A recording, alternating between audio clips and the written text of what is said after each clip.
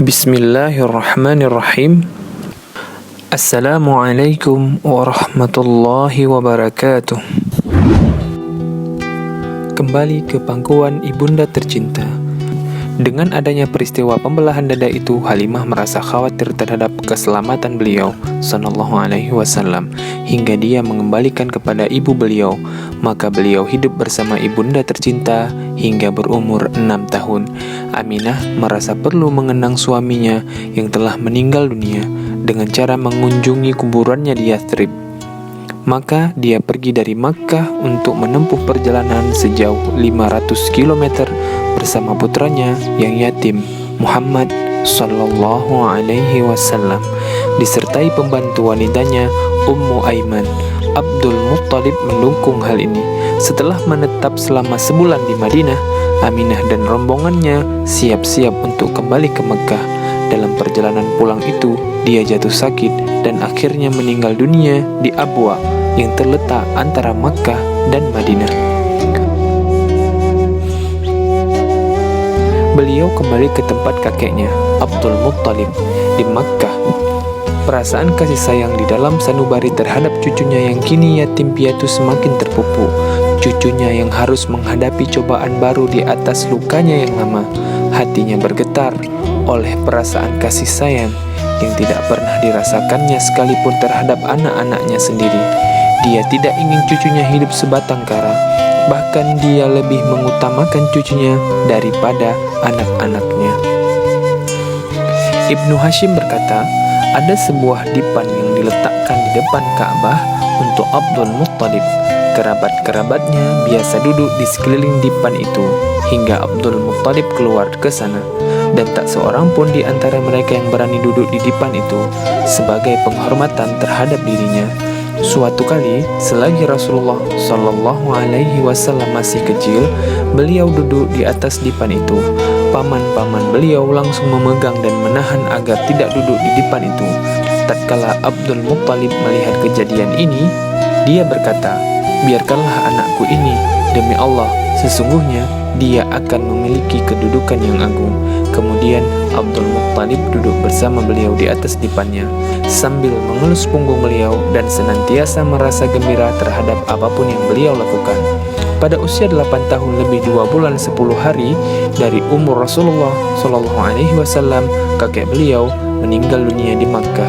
Sebelum meninggal, Abdul Muttalib sudah berpesan menitipkan pengasuhan sang cucu kepada pamannya Abu Thalib, saudara kandung bapak beliau.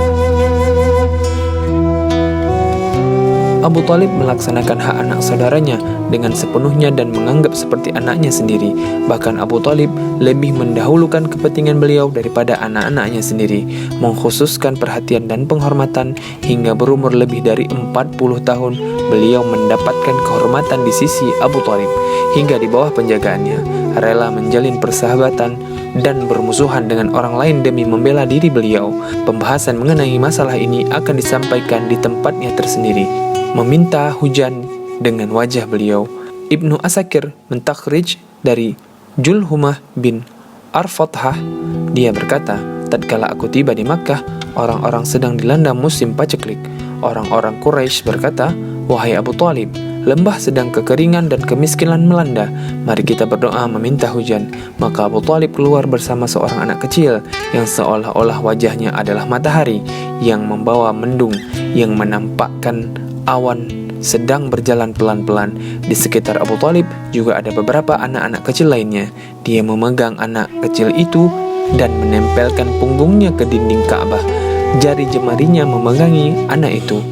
Langit tadinya bersih dari mendung. Tiba-tiba saja mendung itu datang dari segala penjuru, lalu menurunkan hujan yang sangat deras hingga lembah-lembah terairi dan ladang-ladang menjadi subur.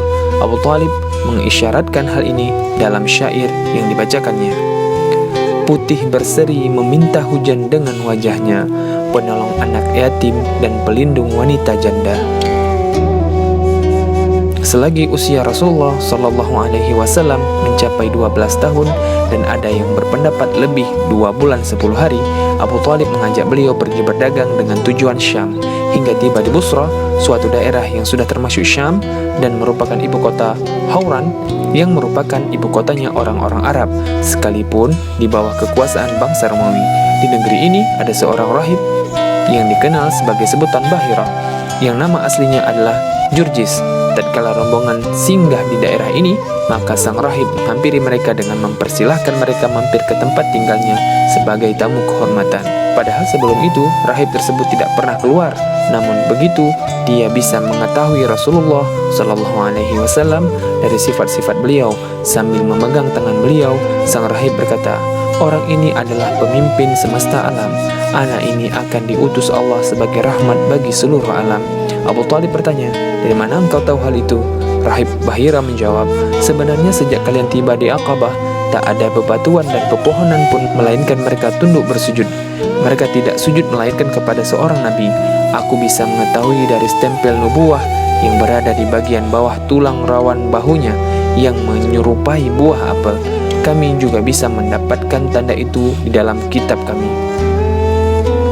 Kemudian Rahib Bahira meminta agar Abu Talib kembali lagi bersama beliau tanpa melanjutkan perjalanannya ke Syam.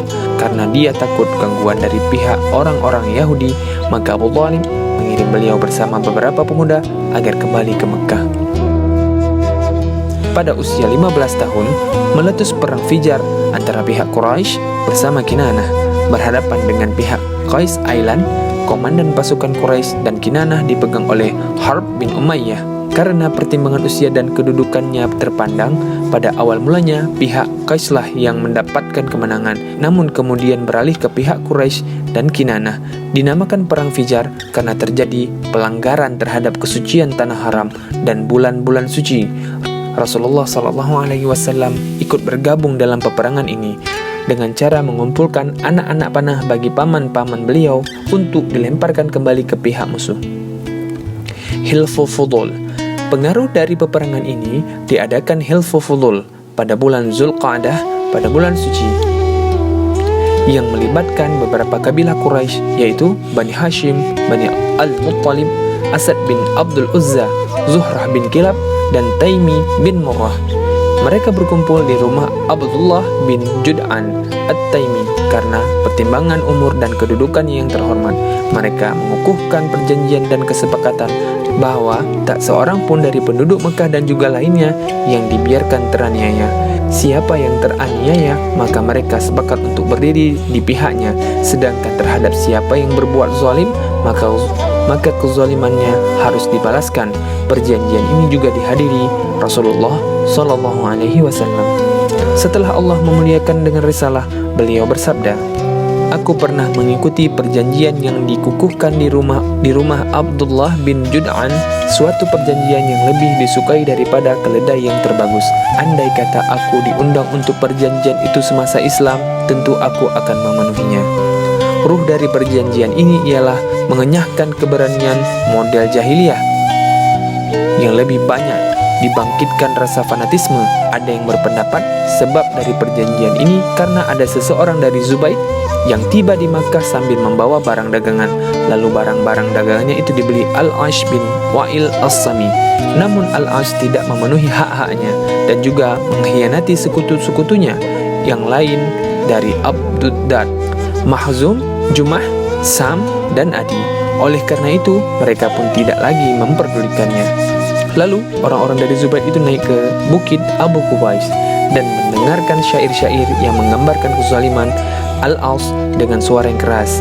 Saat itu, Az-Zubair bin Abdul Muttalib lewat di dekatnya, lalu bertanya, "Mengapa ada orang yang tertinggal?" Lalu mereka berkumpul di Hilful Fudul, lalu menghampiri Al-Aus bin Wa'il untuk memprotes pelanggarannya terhadap hak-hak orang Zubaid itu. Padahal sebelum itu, mereka sudah mengikat persekutuan dengannya. Alhamdulillah, jamaah Lentera Kisah. Semoga sebahagian kisah ini menambahkan rasa cinta, rasa rindu kita kepada baginda Rasulullah Muhammad SAW. Dukung channel kami terus, Sahabat Lentera Kisah, dengan subscribe, like, share, dan komen. Semoga ini menjadi amal ibadah kita di dunia dan akhirat. Wallahu a'lam bishawab. Assalamualaikum warahmatullahi wabarakatuh.